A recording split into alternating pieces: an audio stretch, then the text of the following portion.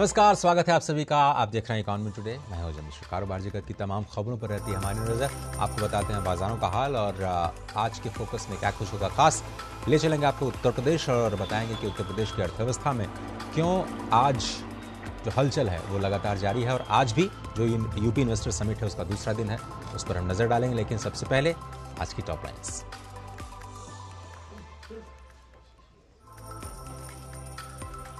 प्रधानमंत्री नरेंद्र मोदी आज जम्मू में 32,000 करोड़ रुपए की विकास परियोजनाओं का करेंगे शुभारंभ। 3 नए आईआईएम के उद्घाटन के अलावा 1,500 नवनियुक्त सरकारी कर्मचारियों को भी सौंपेंगे नियुक्ति पत्र। भारत अमेरिका आज से रक्षा सहयोग बढ़ाने पर करेंगे चर्चा। दिल्ली में आज से शुरू होगा 2 दिनों का शिखर सम्मेलन इंडस एक्स। रणनीतिक सहयोग को और अधिक मजबूत करने पर होगी वार्ता। शिखर सम्मेलन द्विपक्षीय रक्षा, नवाचार और सहयोग बढ़ाने पर होगा केंद्र।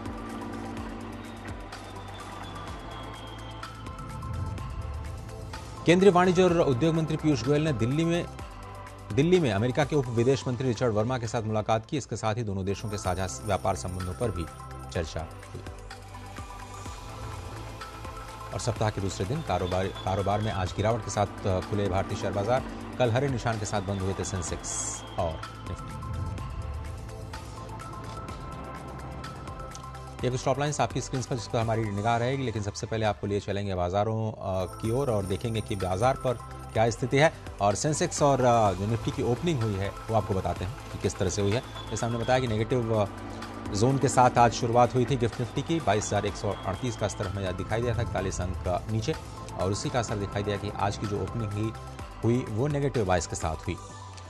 सेंसेक्स की ओपनिंग 164 अंक नीचे, 72,543। ये अब से थोड़ी देर पहले के स्तर हैं जो आपको हम दिखा रहे हैं। और इसी तरह का रुख हमें निफ्टी में भी दिखाई दिया। और निफ्टी की अगर हम बात करें तो निफ्टी भी गिरावट के साथ शुरू हुए। आज के कारोबार में 55 अंक की गिरावट के साथ 22,066 के स्तर पर आपको निफ्टी कारोबार करता हुआ दिखाई दिया। कहाँ पर इस वक्त निवेशकों को मुनाफा मिल रहा है? हमारे टॉप गेनर्स में आपको बताएं कि power grid, Kotak bank, ONGC, doctor Reddy's और अपोलो हॉस्पिटल्स कुछ ऐसे स्टॉक्स हैं जहां पर 0.28 से लेकर के 2% से ज्यादा तक की बढ़त आज के शुरुआती कारोबार में दिखाई दे रही है। आज गिरने वाले शेयर्स में Mahindra and Mahindra, Eicher Motors, Bajaj auto, HDFC life और मारुति प्रमुख हैं, जिसमें 1% से 0.25% तक की गिरावट दिखाई दे रही है। ग्लोबल मार्केट्स पर अगर हम ध्यान दें तो अमेरिकी बाजारों में गिरावट है। गिरावट में आप देखें डाउ जोन्स सबसे ज़्यादा 133 अंक, S&P 500 23 और नैस्डैक 123 अंक नीचे कारोबार करता हुआ नजर आया। साथ ही साथ अगर हम दूसरे बाजारों पर निगाह डालें जिसमें कि यूरोपियन यूनियन है, जिसमें लंदन के स्टॉक एक्सचेंज में 16 अंकों की बढ़त दिखाई दी है। CSE यानी फ्रांस के स्टॉक एक्सचेंज में 37 अंक की बढ़त और डैक्स यानी जर्मनी का स्टॉक जो है वो 25 अंक नीचे कारोबार करता हुआ दिखाई दे रहा है। चलते चलते क्रूड ऑयल के भाव। उससे पहले एशियन मार्केट जो भारत के बाजारों के साथ जुड़े हुए हैं, जापान, हैंगसेंग और कॉस्पी, तीनों ही बाजारों में आपको जो गिरावट का दौर है वो दिखाई दे रहा है। और इसी वजह से आप देखें तो आज भारतीय बाजारों में गिरावट। क्रूड ऑयल का भाव $83.45 प्रति बैरल, 80 से 85 के बीच में ये जो कच्चे तेल के भाव हैं वो बने हुए। छोटा सा ब्रेक लेते हैं। ब्रेक के बाद ये इकोनॉमी टुडे लगातार जारी है। आगे हम देखेंगे फोकस आज रहेगा उत्तर प्रदेश और वहां की $1 ट्रिलियन इकोनॉमी पर। साल, बरस और सदी नहीं, एक युग गुजर जाएगा। उम्र न पूछो वंडर की, जब फर्क नजर आएगा। वंडर सीमेंट, फर्क नजर आएगा। मैंने अपना एनपीएस अकाउंट ऑनलाइन ओपन कर दिया था। सीरियस सेविंग स्टार्ट की after I landed my first job eight 23। अपने कॉर्पोरेट में बस अपना एनपीएस नंबर दिया एंड इन्वेस्टिंग चालू। थोड़े ही दिन पहले मेरा जॉब बदल गया। मैं मुंबई से राजकोट आ गई, लेकिन मेरा NPS account same. I just transferred the same account to my new company. NPS किसी भी जगह से ऑपरेट हो सकता है। जहां मैं, वहां मेरा एनपीएस अकाउंट। अपने बेहतर कल को सुनिश्चित करने के लिए एनपीएस जरूरी है। टेक स्टार्टअप सॉलिड था, प्लान था कड़क, करना था समथिंग ग्रेट, पर शुरू से प्रॉब्लम्स ले घेरा यूं कि बिजनेस हुआ अपना लम्बेट। बिजनेस गुरु की जरूरत थी खास, सीधे गए एसबीआई SBI स्टार्टअप ब्रांच पे तो खुल गया success. Startup advisory and support SBI startup branch पे। साल बरस और सदी नहीं, एक युग गुजर जाएगा। उम्र न पूछो वंडर की, जब फर्क नजर आएगा। वंडर सीमेंट, फर्क नजर आएगा।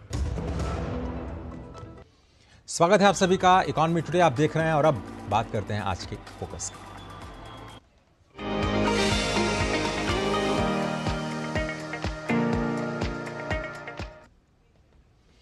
प्रधानमंत्री नरेंद्र मोदी लखनऊ में उत्तर प्रदेश वैश्विक निवेशक सम्मेलन के ग्राउंड ब्रेकिंग समारोह में कल शामिल हुए। उन्होंने कहा कि पिछले 7 सालों में राज्य में डबल इंजन की सरकार विकास और विश्वास के पथ पर लगातार आगे बढ़ रही है। इन 7 वर्षों में प्रदेश का निर्यात 2 गुना हो गया है। एक्सप्रेस वे और अंतर्राष्ट्रीय हवाई अड्डों की संख्या लगातार बढ़ रही है। पहली रैपिड रेल पश्चिमी और पूर्वी माल गलियारा उत्तर प्रदेश से होकर के गुजर रहा है। उन्होंने कहा कि आज देश में मोदी की गारंटी यानी बेहतर रिटर्न्स की गारंटी की चर्चा हो रही है।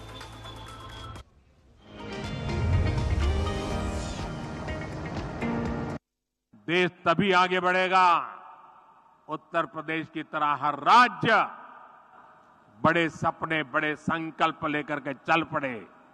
और मेरे उद्योग जगत के साथी भी अनंत अवसर की वेला है। आइए, दम आपने में चाहिए, हम तैयार बैठे। बीते 7 साल उत्तर प्रदेश विकास के नाम, सुशासन के नाम और अपराध मुक्त प्रदेश के नाम, ये डबल इंजन सरकार की दूरदृष्टि और पारदर्शी शासन का नतीजा है कि अब प्रदेश की छवि निवेश और रोजगार के लिए बन रही है। अब रेड टेप नहीं, रेड कारपेट का कल्चर नए नए उद्योगों और ग्लोबल कंपनियों को आकर्षित कर रहा है।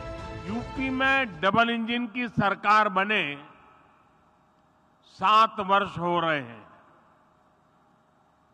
बीते 7 वर्षों में प्रदेश में रेड टेप का जो कल्चर था, उस रेड टेप के कल्चर को खत्म करके रेड कारपेट कल्चर बन गया है। लखनऊ में आयोजित निवेश प्रस्तावों के चौथे ग्राउंड ब्रेकिंग समारोह में प्रधानमंत्री ने प्रदेश में 10 लाख करोड़ रुपए की अधिक की लागत की 14,000 परियोजनाओं का शुभारंभ किया। ये परियोजनाएं विनिर्माण, नवीकरणीय ऊर्जा, IT, खाद्य प्रसंस्करण, आवास, रियल एस्टेट, आतिथ्य, मनोरंजन, शिक्षा और पर्यटन से जुड़ी रही।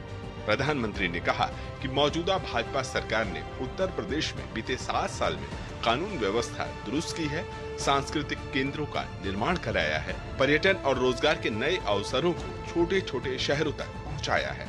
मैं जब विकसित भारत की बात करता हूं तो इसके लिए नई सोच भी चाहिए, नई दिशा भी चाहिए। देश में जिस प्रकार की सोच आजादी के अनेक दशकों तक रही, सोच थी कि देश के नागरिकों का जैसे तैसे गुजारा कराओ, उन्हें हर मूलभूत सुविधा के लिए तरसा कर रखो, नौकरियों के अवसर बनाओ, तो कुछ चुनिंदा शहरों में। लेकिन डबल इंजन सरकार ने उस पुरानी राजनीतिक सोच को बदल दिया। प्रधानमंत्री ने कहा कि अवसर और निवेश का एक बड़ा इकोसिस्टम उत्तर प्रदेश में तैयार हो चुका है। उन्होंने निवेशकों से आह्वान किया कि वे प्रदेश में निवेश और कारोबार के अवसरों का लाभ उठाएं और प्रगति में योगदान दें। प्रधानमंत्री ने उत्तर प्रदेश को बधाई देते हुए कहा कि ये सुनकर खुशी होती है कि उत्तर प्रदेश 1 ट्रिलियन इकोनॉमी बनने का सपना देख रहा है और पूरे देश को ये मानना होगा कि विकसित यूपी के साथ ही विकसित भारत का सपना पूरा होगा। बहुत अच्छा माहौल है, अब बहुत अच्छा वातावरण है। हर छोटे से छोटे इंडस्ट्रियल एरिया में गुंडाई वगैरह नहीं है, सरकारी सहयोग वगैरह बहुत अच्छा है, तुरंत का तुरंत सारा काम होता है। यूपी में निवेश के लिए बहुत अच्छा माहौल है और हम लोग यूपी में अच्छा निवेश भी कर रहे हैं और यहाँ पे लोगों को निवेश करना चाहिए। व्यापार के अच्छे बहुत साधन हैं। इतना भयमुक्त माहौल हो गया है कि लगता है कि बिल्कुल आप पूरी यूनिट को अगर छोड़ के भी अपने घर पर बैठते हैं तो कहीं असुरक्षित नहीं महसूस होता और बहुत अच्छा परिवर्तन हुआ है पिछले 6-7 साल में। जब से योगी जी की सरकार आई है, जब से बिल्कुल माहौल चेंज है। पीएम ने कहा कि दुनिया के देश भारत की ग्रोथ स्टोरी के प्रति आश्वस्त हैं और भारत में निवेश के बाद बेहतर रिटर्न की गारंटी मान रहे हैं।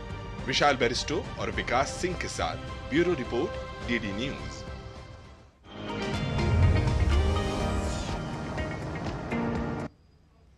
और इकोनॉमी टुडे के आज के इस अंक में बहुत ही खास मेहमान जुड़ रहे हैं। हमारे साथ हैं अवनीश कुमार अवस्थी, जो कि मुख्य सलाहकार हैं मुख्यमंत्री उत्तर प्रदेश। अवनीश जी, बहुत बहुत धन्यवाद। एक ऐसा नाम जो कि उत्तर प्रदेश के साथ कई सालों से जुड़े रहे आप, विकास के कई आयाम आपने देखे, कई सारे उतार चढ़ाव आपने अपने पूरे करियर में देखे सर।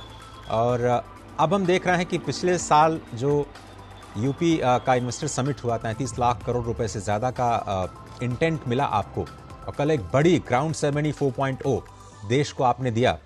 कितना आश्वस्त हैं आप और कितना इन्वेस्टमेंट ग्राउंड पर आने की उम्मीद कर रहे हैं सर? देखिए, उत्तर प्रदेश में 2017 से आदरणीय माननीय मुख्यमंत्री योगी आदित्यनाथ जी के मार्गदर्शन में और प्रधानमंत्री जी का जो विजन है पूरा देश के लिए, उसके क्रम में पहले बहुत कार्य जो है हमारे लॉ एंड ऑर्डर फ्रंट पर, कानून व्यवस्था के फ्रंट पर, और हमारा जो पूरा प्रदेश है उसमें जीरो टॉलरेंस टू क्राइम के फ्रंट पर कार्य हुआ। आपने देखा, ये नसीहत बन गई कि कोई भी व्यक्ति हमारे प्रदेश में जो है किसी भी तरह का कोई गड़बड़ी नहीं कर सकता था। और आज क्राइम के फिगर्स अगर देखें पिछले 7 साल में, वो लगभग आधे या 1/4 रह गए और कुछ क्राइम ऐसे हैं जो बिल्कुल समाप्त कर दिए गए। बड़े बड़े माफिया, बड़े बड़े जो क्रिमिनल्स और गैंगस्टर्स थे, उनकी संपत्ति कुर्क की, वो जेल में है। और निश्चय ही ये पहला चरण था जिसके कारण पूरा प्रदेश शांतिमय हुआ। यहाँ का हर नौजवान, महिला, किसान, यहाँ के शहर देहात सब बिल्कुल ये कह लीजिए कानून व्यवस्था की दृष्टि से एक आइडियल स्थिति पैदा हुई। तो ये ग्राउंडिंग थी जो हमारे प्रदेश में जो पहला चरण था। इसके साथ साथ पहले ही चरण में कुंभ का बहुत ही सफल आयोजन हुआ, अयोध्या में दीपोत्सव का आयोजन हुआ, काशी धाम का जो है माननीय प्रधानमंत्री जी का जो सपना था उसको जो है बनाकर उसको कार्य प्रारंभ किया गया, ब्रिज क्षेत्र में जो है कार्य किया गया। तो टूरिज्म के क्षेत्र में विशेष कार्य हुआ। उसके साथ साथ हमारा प्रदेश अब जो पूरे देश में सभी राज्य हैं, सबसे लंबी एक्सप्रेसवे हमारे प्रदेश में है और सबसे लंबी एक्सप्रेसवे निर्माणाधीन भी हमारे प्रदेश में है, जो अगले साल तक पूरी हो जाएगी। इंटरनेशनल एयरपोर्ट्स हमारे प्रदेश में जो है सबसे ज्यादा बन गए हैं। रैपिड रेल ट्रांजिट की पहली व्यवस्था उत्तर प्रदेश में है। हर क्षेत्र में जहां भी आप देखें, केंद्रीय जो प्रधानमंत्री जी की जो योजनाएं हैं, हर योजना में यूपी नंबर 1 पर है। और यही कारण है कि ये जो पूरा प्रदेश है एक और से जो है आगे बढ़ा है। पहली जो है इन्वेस्टर समिट प्रधानमंत्री जी ने 2018 में उसमें जो है मुख्य अतिथि के रूप में आए और उन्होंने यहाँ घोषणाएं की। डिफेंस कॉरिडोर की घोषणा पहली इन्वेस्टर समिट में हुआ और फिर उसके बाद पहली, दूसरी, तीसरी ग्राउंड ब्रेकिंग के बाद कल जो है चौथी ग्राउंड ब्रेकिंग सेरेमनी हुई है। 10 लाख करोड़ से ज्यादा इन्वेस्टमेंट ग्राउंड पर आएगा, 35 लाख से ज्यादा रोजगार मिलेगा। और पिछले महीने जहां राम मंदिर का उद्घाटन हुआ, उसके बाद अगले ही महीने इतनी बड़ी जो है ग्राउंड ब्रेकिंग सेरेमनी, ये पूरे मेरे ख्याल से तो विश्व में कहीं देखने को नहीं। बिल्कुल सही बात है। अवस्थी साहब, जब मैं फिगर्स देख रहा था 14,000 तो मुझे यकीन नहीं हुआ। मैंने देखा, सोचा कि शायद एक आध जीरो ज्यादा बढ़ गया है क्या। 1400 तो समझ में आता है, 140 परियोजनाएं समझ में आती हैं 10 लाख करोड़ की, पर 14,000 इतना बड़ा नंबर। हालांकि उत्तर प्रदेश इतना बड़ा राज्य है, पूरी दुनिया में अगर हम देश के हिसाब से देखें तो 5वें नंबर पे आप आते हैं। 30 करोड़ से ज्यादा जनसंख्या को आप संभाल रहे हैं। लेकिन $1 ट्रिलियन इकोनॉमी हम बहुत सालों से सुन रहे हैं सर यूपी के संदर्भ में। आप मुझे कोई टाइमलाइन दे सकते हैं? आप $1 ट्रिलियन इकोनॉमी कब बनेंगे? 5 ट्रिलियन हम देश के लिए लक्ष्य रख रहे हैं। आपका 1 ट्रिलियन पर पहुंचना बहुत जरूरी है सर। देखिए, मैं 2-3 चीजें आपको बताना चाहूंगा। UP already second largest economy of the country हो गया है। 9.2% जो है पूरे देश का हिस्सा उसका है, और जिस रूप में और जिस स्पीड में यूपी आगे बढ़ रहा है, इसका ग्रोथ जो है नेशनल एवरेज से आगे बढ़ता चला जा रहा है। तो निश्चय ही ये 1 ट्रिलियन की जो बात कही जाती थी, कई लोग इसको विश्वास नहीं करते थे। मुख्यमंत्री जी का कहना था, अगर आप विश्वास ही नहीं करेंगे कि 1 ट्रिलियन होगा तो आगे हम कैसे बढ़ेंगे। आप ही ने देखा कि कहाँ काशी विश्वनाथ और काशी धाम में जो है कहीं हजारों में लोग आते थे, अब लाखों में लोग आते हैं। जी जी। कहाँ अयोध्या में 100, 200, 400, 500 व्यक्ति भी नहीं आते थे। आज 2 लाख से 2.5 लाख और कभी कभी 5 लाख लोग आने लगे एक दिन में। जी, ये जो इकोनॉमी का जो परिवर्तन हुआ है, ये जो क्वांटम जंप हुआ है, ये आगे बढ़ेगा। लेकिन एक चीज मैं जरूर आपको हाईलाइट करना चाहूंगा। आप ध्यान करिए, कोविड जब पहला हुआ और लॉकडाउन हुआ तो 40 लाख लोग ट्रेन से, बसेस से, कुछ लोग जो है अन्य साधनों से हमारे प्रदेश में लौटे। तो हमारे पास पूरे देश का सबसे बड़ा यूथफुल मैन पावर है, स्किल्ड मैन पावर है, हाथ से करने वाला मैन पावर है, दिमाग से करने वाला मैन पावर है। तो हर तरह का जो मैन पावर है, तो इस मैन पावर को बाहर जाने की जरूरत क्या है। अभी एक हम लोगों ने न्यूज आइटम इकोनॉमिक टाइम्स में देखा कि किसी अन्य प्रदेश में जो पूरा टेक्सटाइल क्लस्टर था, वहां जहां उत्तर प्रदेश के लोग जाया करते थे, अब वो जा ही नहीं रहे, क्योंकि हमारे प्रदेश में अपने जनपद में उनको जो है रोजगार मिल रहा है। सर, अगर रिवर्स माइग्रेशन अगर आप शुरू करा पाए सर, तो वो मेरे ख्याल से राज्य के लिए सबसे अच्छा होगा सर। रिवर्स माइग्रेशन बड़ा जरूरी है। उत्तर प्रदेश के मानव संसाधन में बहुत सारे राज्यों को बनाया, बढ़ाया, लेकिन उसका वैल्यू उत्तर प्रदेश को मिला नहीं। जब तक उत्तर प्रदेश में अपने स्थानीय चीजों को अगर आप बढ़ावा नहीं देंगे, और 1 डिस्ट्रिक्ट 1 प्रोडक्ट की तो चर्चा सर पूरे देश में हो रही है कि यूपी ने बिल्कुल लीड लिया है उसमें। As a front runner civil servant आपने बहुत ही काफी लंबे समय से सर उत्तर प्रदेश की राजनीति और यहाँ की अर्थव्यवस्था को देखा है। एक चीज है सर माइंडसेट को लेके, जो माइंडसेट पश्चिमी राज्यों में मिलता है, महाराष्ट्र में, गुजरात में, जो बड़े कर्नाटक दक्षिण के राज्यों में, वो माइंडसेट उत्तर प्रदेश में थोड़ा सा रहा नहीं सर। फ्यूडल माइंडसेट जिसको कहते हैं, उसकी वजह से हम लोग थोड़ा सा पीछे रह गए। मैं खुद विंध्याचल से आता हूं, काशी और प्रयाग के बीच में। तो ये जो माइंडसेट ऐसा क्या बदला सर पिछले 7 सालों में कि आज आप $1 ट्रिलियन की इकोनॉमी की बात करते हैं, जीडीपी के नंबर्स की बात करते हैं, और आप अभी शायद 8% का कंट्रीब्यूशन कर रहे हैं और आगे और बढ़े। माइंडसेट में, इकोसिस्टम में क्या परिवर्तन आया सर पिछले 7 सालों में? देखिए, माइंडसेट में परिवर्तन आया ये कि नीचे से ऊपर तक और ऊपर से नीचे तक पूरी व्यवस्था में ही परिवर्तन आया है। हमारा प्रदेश जो है, जैसा प्रधानमंत्री जी ने मार्गदर्शन दिया, हर योजना अब टेक्नोलॉजी ड्रिवन हो गई है। हर स्कीम को टेक्नोलॉजी ड्रिवन कर दिया गया है। हर स्कीम के फीडबैक को इतना व्यवस्थित कर दिया गया है कि आज की तारीख में यदि किसानों को धनराशि उनके खाते में जा रही है, यदि मजदूरों को खाते में धनराशि जा रही है, यदि बच्चों को जो है मानदेय और स्कॉलरशिप मिल रहा है, तो सब कुछ बिल्कुल स्ट्रेट फॉरवर्ड, ट्रांसपेरेंट है। तो पहला माइंडसेट तो ये चेंज हुआ है कि the government if it performs, transforms and reforms, then it means it. तो जो कहा जाता है वो होता है। दूसरा माइंडसेट ये है कि अगर हम देश में, प्रदेश में व्यवस्था बना रहे हैं, हमारे प्रदेश में कानून व्यवस्था बन रही है, तो कोई बचेगा नहीं। अगर कोई एक आदमी, 2 आदमी बच जाए तो आदमी ये कह सकता है कि भाई ये क्या हो रहा है। लेकिन हमारे प्रदेश में लाखों ऐसे क्रिमिनल्स थे, सब पर कार्रवाई हुई, किसी को छोड़ा नहीं गया। तो इससे भी माइंडसेट का परिवर्तन हुआ है कि यदि आप गलत करोगे तो कोई ना कोई कारण से आपके खिलाफ कार्रवाई हो ही जाएगी। और तीसरा, जब हर सेक्टर में काम हुआ है, प्रधानमंत्री जी हमारे प्रदेश को रिप्रेजेंट करते हैं, मुख्यमंत्री जी लगे हैं, हमारे प्रदेश में सभी पॉलिटिकल जो है व्यक्ति, मिनिस्टर, सब काम अपने क्षेत्र में कर रहे हैं। हर योजना का जो है अपग्रेडेशन हुआ है, हर नए क्षेत्र की पॉलिसी लाई गई है। तो जब एक पूरा यहाँ की ब्यूरोक्रेसी ने वर्क किया है, यहाँ के जो नीचे के तबके के हमारे अधिकारी कर्मचारी हैं, उन्होंने काम किया, तो जब पूरा प्रदेश आगे बढ़ रहा है और यूथ का और किसानों का, महिलाओं का, सबका सहयोग मिल रहा है, तो ये जो एक सिम्बायोसिस है, ये जो एक सिनर्जिक मैकेनिज्म है, तो वो एक साथ लेकर के आगे जाएगा, हमारा प्रदेश आगे बढ़ रहा है। अमरीश सर, आज तो दूसरा दिन है ग्राउंड ब्रेकिंग सेरेमनी का, और आज हमें पता चला है कि अशोक लेलैंड जैसी बड़ी कंपनी पहली बार दक्षिण से निकल करके आपके प्रदेश में आई हैं और इलेक्ट्रिक बसेस को रोल आउट करने का काम चल रहा है। मुझे आप 5 सनराइज सेक्टर बता सकते हैं क्या सर, जहां पर इन्वेस्टमेंट ज्यादा आने वाला है, जहां पर रोजगार के अवसर जाने वाले हैं? अगर 5 बिग फोकस आपसे हम समझना चाहें यूपी इकोनॉमी को आगे बढ़ाने के लिए, वो क्या है सर? देखिए, पहला तो आपने ईवी के बारे में कहा, तो निश्चय ही ईवी और साथ ही साथ non conventional energy, pump storage और आगे चलने वाले समय में ग्रीन हाइड्रोजन, तो ये सब एरियाज में तो निश्चित यूपी चूंकि बड़ा कंज्यूमर है तो निश्चय ही यूपी में इसका विकास तो होना ही होना है। आपने देखा टूरिज्म में, काशी में, अयोध्या में, कुंभ में, ब्रज क्षेत्र में, हर एरियाज में जो है टूरिज्म में विशेष प्रोग्रेस हुई है जी। आज अयोध्या में इंटरनेशनल फ्लाइट्स लैंड करने वाली हैं।